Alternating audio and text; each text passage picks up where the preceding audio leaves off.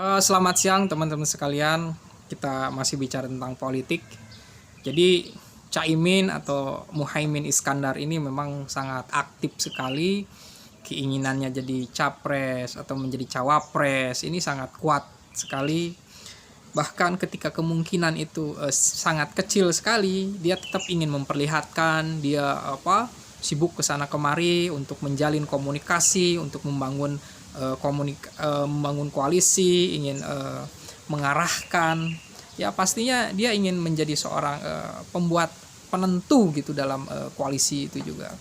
Ya misalnya dia mendatangi Pak Yusuf Kala, mendatangi SBY dan AHY, meskipun bagaimana gitu kan, tidak mungkin lah AHY untuk bisa berkoalisi dengan koalisi Indonesia Raya kalau hanya jadi pendukung saja. Dia pasti minta cawapres lah. AHY pasti minta cawapres, dan ini akan bertarung dengan Caimin sendiri gitu kan. Ya nggak mungkin lah Demokrat masuk ke koalisi Prabowo Caimin hanya sekedar jadi pendukung saja, kecuali Caimin ikhlas untuk melepaskan jabatan menjadi cawapres gitu kan, tuh enggak jadi cawapres kan, seperti itu. Tapi ya Caimin ini memang sudah memiliki planning A dan planning B gitu kan ya. Ya karena di dalam politik itu kan realistis gitu kan ya. Ada orang yang punya keinginan ingin jadi capres dan jadi cawapres. Tapi ya momennya itu belum ada gitu kan. Belum ada karena faktor dukungan secara pribadi atau partainya kurang suara untuk menjadi penentu. Dan ini sesuatu yang harus diyakini, disadari oleh Caimin sendiri di PKB gitu kan.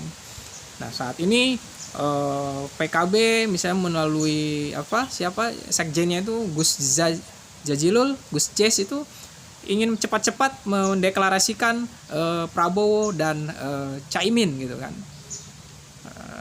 Ingin deklarasi, tapi kan Prabowo belum deklarasi juga. Juga ada berita bahwa Golkar akan bergabung dengan koalisi Indonesia Raya. Itu berita sepihak. Ternyata di Golkar juga ternyata nggak ada pernyataan untuk bergabung gitu kan. Hanya masih penjajakan saja. Ini kan menyatakan bahwa untuk menentukan capres dan cawapres ini sangat sulit juga gitu kan. Karena ya setiap orang siapa yang tidak mau menjadi capres atau cawapres. Begitu juga kan dengan AHY kan selalu menjaga komunikasi dengan Anies Baswedan ya, karena siapa yang nggak mau menjadi cawapres minimal dia punya merek sebagai pernah mengikuti kontestasi calon presiden atau cawapres, dan nanti mungkin tahun berikutnya ingin jadi presiden gitu kan. AHY itu kan dia ingin menjadi cawapres gitu kan, ingin jadi capres gitu kan. Padahal AHY waktu jadi calon gubernur aja gagal gitu kan, untuk kalah sama Anies Baswedan gitu kan. Lalu Pak Anies juga melihat AHY ya punya Demokrat lah sebagai ketua umum, tentu memiliki pengaruh lah, kita lihat saja nanti.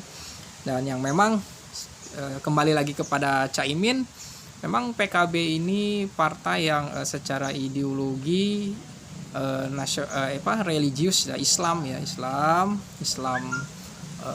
konservatif atau ya tradisional gitu kan ya, yang punya basis massa NU, yang memiliki budaya kultural Ahlus Sunnah wal Jamaah, ya tentu saja akan punya prinsip mempertimbangkan kemaslahatan umat gitu kan, kemaslahatan umat dan tentu saja partainya gitu kan.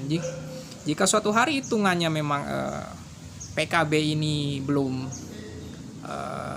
dapat momen untuk menjadi cawapres atau capres, ya ini harus dipertimbangkan. Dan tentu saja PKB sudah mempertimbangkan keuntungan minimal dan keuntungan yang maksimal untuk menjadi pendukung gitu kan. Ya yang harus dicoba oleh PKB sekiranya memang menjadi cawapres dari Prabowo, ya ini sesuatu yang bagus juga.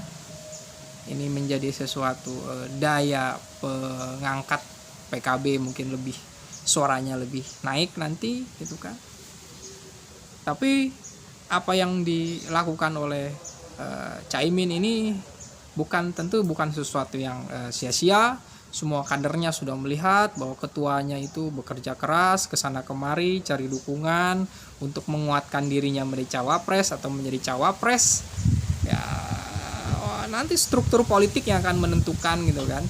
Rakyat juga nanti yang akan menentukan. Tapi sebelum rakyat menentukan, ini koalisi harus beres dulu gitu kan. Jangan-jangan tapi jangan-jangan ya pada akhirnya akan ke Ganjar juga.